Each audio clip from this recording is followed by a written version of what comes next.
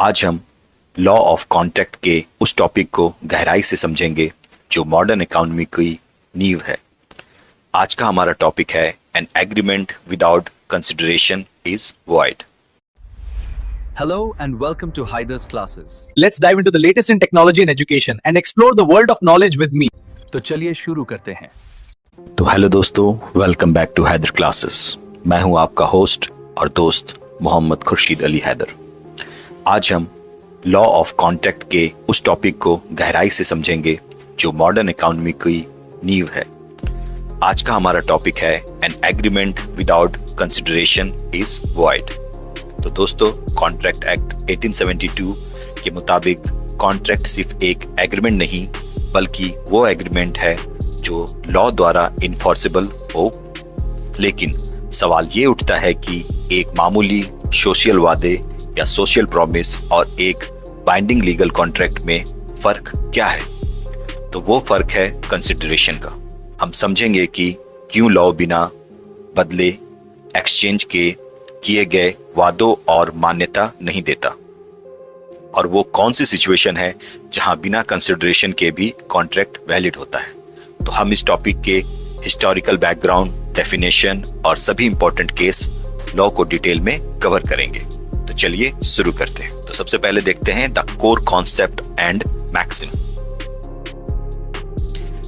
तो सबसे पहले इस रूल के पीछे का लीगल प्रिंसिपल समझते हैं। यह रूल एक लैटिन मैक्सिम पर बेस्ड है, एक्स न्यूडो पैक्टो नॉन ऑट्रियर एक्टो, यानी कि इसका लिटरल ट्रांसलेशन है out of naked pact no action arises. अब ये नेकेड पैक्ट क्या होता है? लॉ की नजर में एक नेकेड पैक्ट वो वादा है जो कंसिडरेशन के कपड़ों से ढका हुआ नहीं है। यानी अगर आपका वादा किया पर बदले में कुछ लिया नहीं तो सिर्फ एक डिक्लेरेशन ऑफ इंटेंट है, लीगल कॉन्ट्रैक्ट नहीं। इसका रैशनल या लॉजिक ये है कि इकोनॉमिक प्रैग्मेटिज्म लॉ मानता है कि कोई भी समझदार इंसान बिना किसी फायदे या वजह के अपने ऊपर भारी लीगल बोझ यानी ऑब्लिगेशन नहीं डालेगा। कंसिडरेशन या सबूत देता है कि पार्टीज सच में सीरियस थे। देखते हैं हिस्टोरिकल इवोल्यूशन यानी कि इतिहास। तो इस कॉन्सेप्ट का इतिहास जानना बहुत जरूरी है। पुराने रोमन लॉ में कॉन्ट्रैक्ट्स की वैलिडिटी फॉर्मेलिटीज पर डिपेंड करती थी। अगर आपने सही तरीके से लिखा है तभी वो वैलिड था। लेकिन जैसे जैसे दुनिया में व्यापार यानी कि कॉमर्स बढ़ा या फॉर्मेलिटीज रुकावट बनने लगी। 16th सेंचुरी में इंग्लिश कॉमन लॉ में डॉक्ट्रिन ऑफ कंसिडरेशन डेवलप हुआ और 19th सेंचुरी तक आते आते इंग्लिश लॉ ने बार्गेन थ्योरी अपनाया। इस थ्योरी के हिसाब से कॉन्ट्रैक्ट दो फ्री लोगों के बीच का एक सौदा यानी कि बार्गेन है और कंसिडरेशन उस वादे की कीमत यानी कि प्राइस है।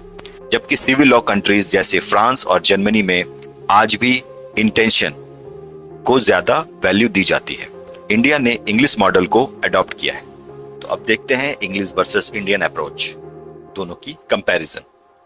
तो जब 1872 में इंडिया में कॉन्ट्रैक्ट एक्ट लिखा गया तो हमने इंग्लिश लॉ को आंख बंद करके कॉपी नहीं किया, हमने उसे इंडियन सोसाइटी के हिसाब से बदला। यहाँ एक बहुत बड़ा डिफरेंस है जो आपको याद रखना है। First, source of consideration. English law कहता है कि कंसिडरेशन सिर्फ प्रॉमिस के तरफ से आना चाहिए, लेकिन Indian law section 2 of D कहता है कि कंसिडरेशन प्रोमिसेस और एनी अदर पर्सन की तरह से आ सकता है। तो देखते हैं पास्ट कंसिडरेशन। तो इंग्लिश लॉ में पास्ट कंसिडरेशन वैलिड नहीं होता, लेकिन इंडिया में ये वैलिड है। ये चेंजेस इसलिए किए गए ताकि इंडिया में जॉइंट फॉर्मेलिटीज और सोशल अरेंजमेंट्स को लीगली प्रोटेक्ट किया जा सके। तो अब देख लेते हैं सेक्शन 2D। तो अब आते हैं डेफिनेशन पर। सेक्शन 2D कंसिडरेशन को बहुत डिटेल में डिफाइन करता है। When at the desire of the promisor, the promisee or any other person has done any abstain from doing or does the abstain from doing or promises to do or to abstain from doing something। इस definition को अगर हम ध्यान से देखें तो हमें consideration के 3 मोड्स यानी कि तरीके और 3 टाइम फ्रेम मिलते हैं। तो चलिए इन्हें तोड़कर समझते हैं। 3 मोड्स ऑफ कंसिडरेशन। सेक्शन 2 और डी कहता है कि कंसिडरेशन देने के 3 तरीके। फर्स्ट, डूइंग एन एक्ट, यानी कि पॉजिटिव, कुछ करना जो आप पहले से करने के लिए बॉन्ड नहीं थे, जैसे घर पेंट करना या गुड्स डिलीवर करना। सेकंड आता है एब्सटेंस, यानी कि नेगेटिव, इसे हम फॉरबिडेंस भी कहते हैं, मतलब किसी काम को करने से खुद को रोका जिससे कि आपके पास लीगल राइट था। एग्जाम्पल के तौर में देखते हैं कि अगर ए के पास बी पर केस करने का राइट्स है और वो वादा करता है कि वो 6 महीने तक केस नहीं करेगा, तो ये रुकना, एब्सटेंस भी वैलिड कंसिडरेशन है।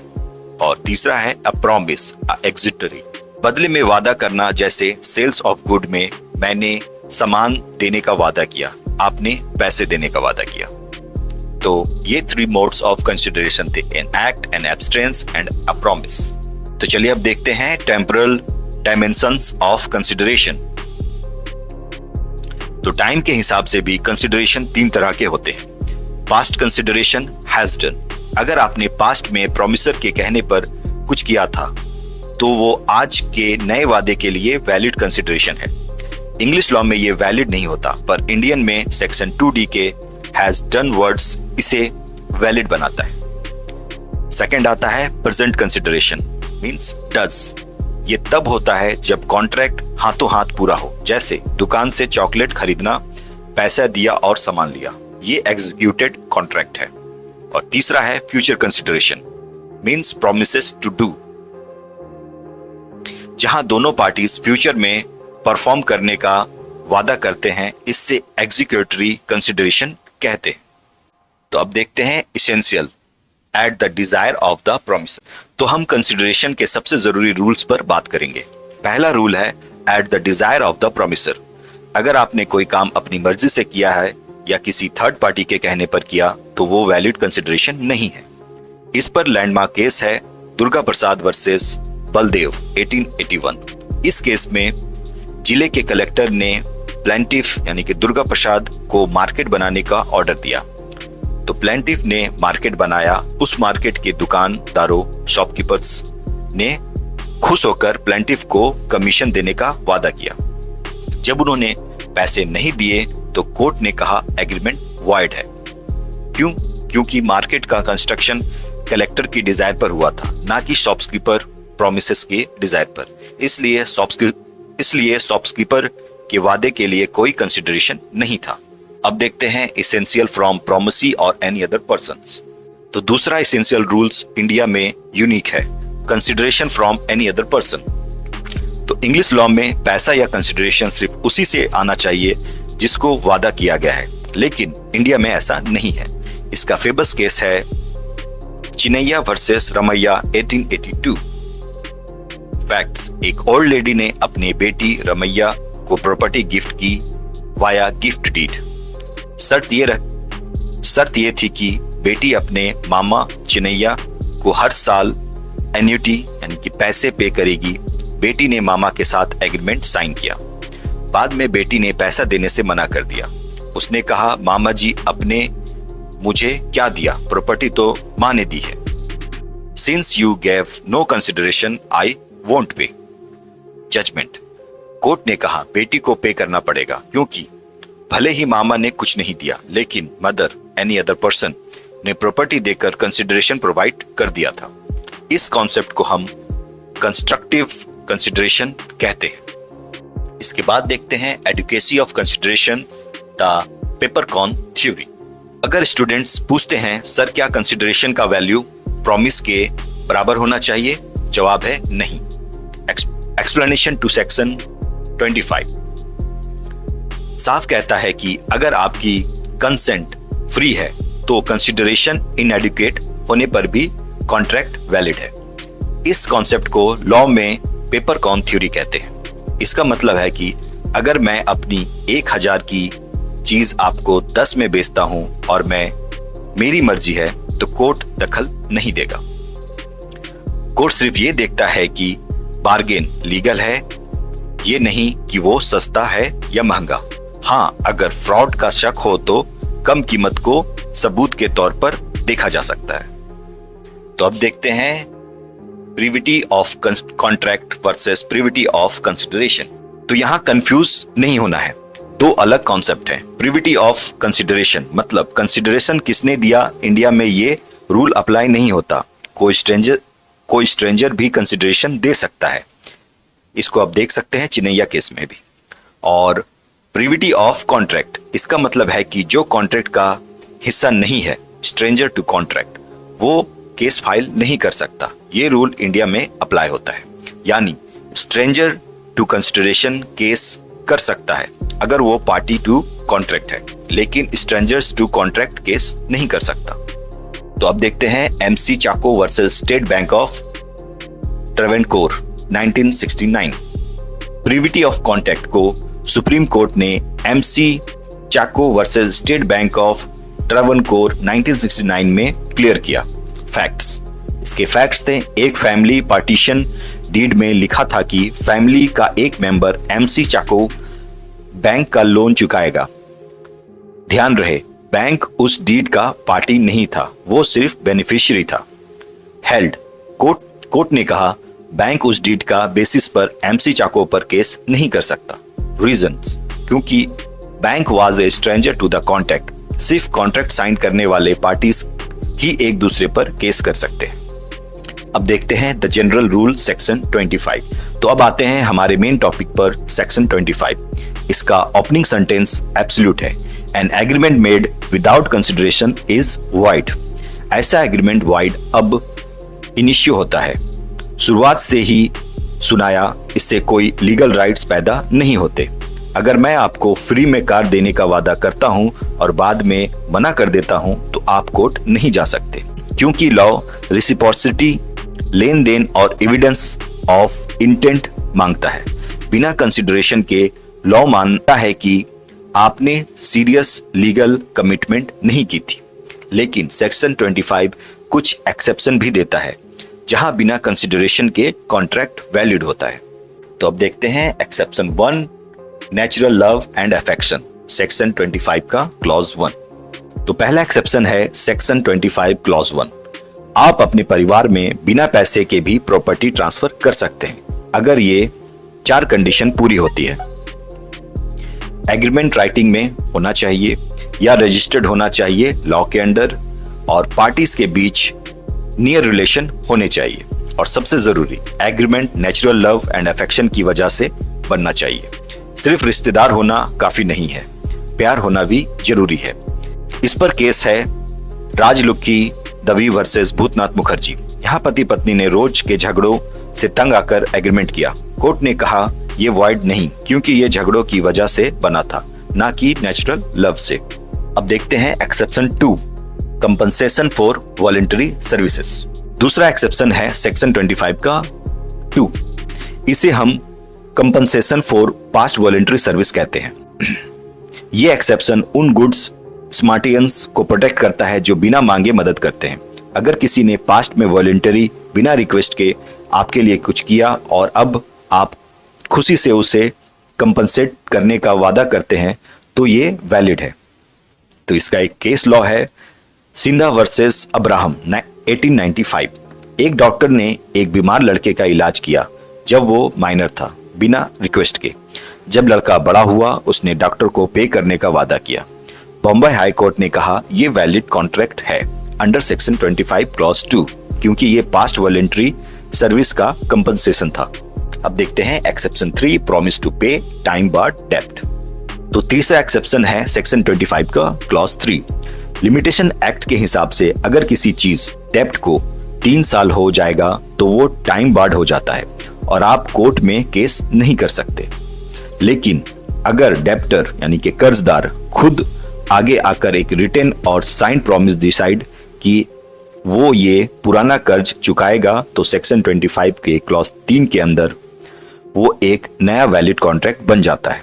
ध्यान रहे, सिर्फ बोलना काफी नहीं है, लिखित यानी कि रिटन होना अनिवार्य है। इसके बाद देखते हैं अदर फंक्शनल एक्सेप्शंस। तो सेक्शन 25 के अलावा भी कुछ सिचुएशन हैं जहां कंसिडरेशन जरूरी नहीं है। लाइक पहला है कंप्लीट गिफ्ट, एक्सेप्शन 1। अगर गिफ्ट एक्चुअली दे दिया गया है यानी कि ट्रांसफर कंप्लीट, तो डोनर यह कहकर वापस नहीं मांग सकता है कि कंसिडरेशन नहीं था। ये रूल सिर्फ वादों यानी कि प्रॉमिस पर लगता है, कंप्लीट ट्रांसफर पर नहीं। इसके बाद देखते हैं एजेंसी, सेक्शन 185। एजेंट अपॉइंट करने के लिए कंसिडरेशन देना जरूरी नहीं है। इसके बाद तीसरा है बेलमेंट यानी कि सेक्शन 148। ग्रेट्युअस बेलमेंट जैसे दोस्त को पढ़ने के लिए किताब देना, यह भी वैलिड कॉन्ट्रैक्ट है। इसके बाद देखते हैं charitable subscription liability versus promises. तो क्या चैरिटी या दान देने का वादा लीगल होता है? जनरली नहीं। अब्दुल अजीज वर्सेस मासूम अली केस में कोर्ट ने कहा कि मस्जिद के लिए 500 रुपए देने का वादा इन्फोर्स नहीं हो सकता क्योंकि वहां कोई कंसिडरेशन नहीं था। लेकिन केदारनाथ भट्टाचार्य केस में सिचुएशन अलग थी। यहाँ लोगों ने टाउन हॉल बनाने के लिए वादा किया। उस भरोसे पर कमेटी ने कॉन्ट्रैक्टर को हायर कर लिया और लायबिलिटी ले ली। कोर्ट ने कहा अब सब्सक्राइबर को पैसे देने होंगे क्योंकि कमेटी ने उनके वादे पर रिटायरमेंट यानी कि नुकसान और लायबिलिटी उठाया है। यहाँ फेथ ही कंसिडरेशन बन गया था। अब देखते हैं प्रोमिसरी एस्टेपल द मॉडर्न अप्रोच। तो अंत में इस पार्ट में हम बात करेंगे मॉडर्न डॉक्ट्रिन की प्रोमिसरी एस्टेपल। तो आज के जमाने में कोर्ट स्ट्रिक्ट बार्गेन थ्योरी से आगे बढ़ गया है। तो लैंडमार्क केस है Motilal Padampat sugar mills versus state of UP 1979। Government ने वादा किया था कि नए फैक्ट्रीज को टैक्स एग्जम्पशंस मिलेगा। इस वादे पर रिले करके फैक्ट्री ने लोन लेकर प्लांट लगाया। बाद में गवर्नमेंट ने पॉलिसी बदल दी। सुप्रीम कोर्ट का इसमें क्या संज्ञान था? तो जस्टिस भागवती ने कहा कि गवर्नमेंट अपने वादे से मुकर नहीं सकती। भले ही वहां कोई स्ट्रिक्ट कंसिडरेशन नहीं था, लेकिन फैक्ट्री ऑनर ने गवर्नमेंट के प्रॉमिस पर रिलाई करके अपनी पोजीशन चेंज की थी और यहां कंसिडरेशन की जगह ली थी। तो अब लास्ट में कंक्लूजन देखते हैं। तो कंक्लूजन ये है कि agreement without consideration is wide एक जनरल रूल है जो हर कमर्शियल ट्रांजैक्शन को प्रोटेक्ट करता है। लेकिन law commission of India 13th report और कोर्ट ने ये इंश्योर किया है कि जहां परिवार यानी कि फैमिली मॉरलिटी या भरोसा हो वहां टेक्निकलिटी बीच में ना आए। हमेशा याद रखिएगा, कॉन्ट्रैक्ट सिर्फ कागज पर नहीं बल्कि इंटेंशन और रेसिप्रोसिटी पर भी बनाया है। अगर आपको यह डिटेल एक्सप्लेनेशन पसंद आया है तो हैदर क्लासेस को सब्सक्राइब जरूर करें और कमेंट में हमें सुझाव जरूर दें कि आपको इस टॉपिक में कौन सा पार्ट अच्छा लगा या किसी में कुछ करेक्शन की जरूरत है। तो मिलते हैं अगले वीडियो पे किसी नए टॉपिक के साथ। तब तक के लिए धन्यवाद।